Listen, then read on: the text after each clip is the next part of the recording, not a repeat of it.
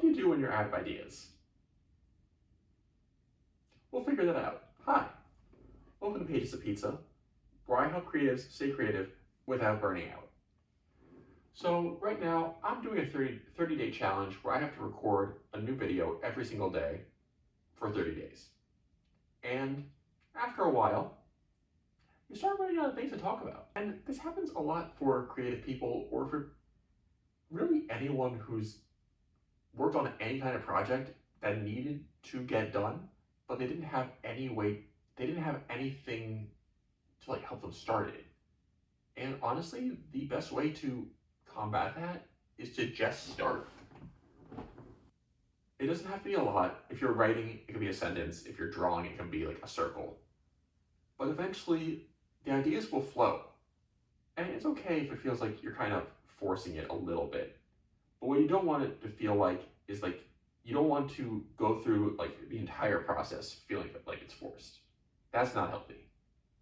But forcing it for the first 2 minutes, even 3 minutes, 5 minutes, that's perfectly healthy.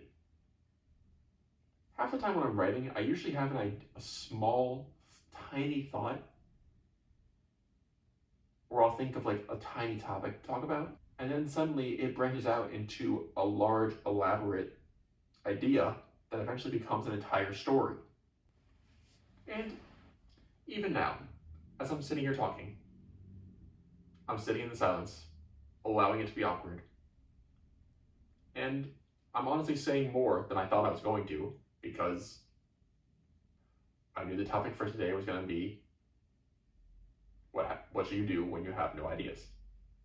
Because I have no ideas. Usually I record a little earlier in the day when there's still daylight, but today I was out for an appointment and now I'm here.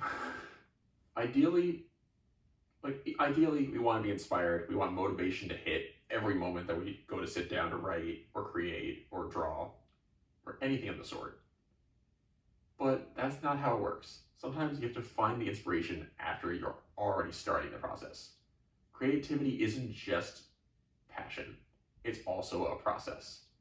And it's also a habit. Plus, that's what revisions are for. So even if you have no ideas, feel free to start. You never know where your ideas will lead. I hope that was helpful. Let me know how you try to get new ideas. Like and subscribe, and I'll see you next time.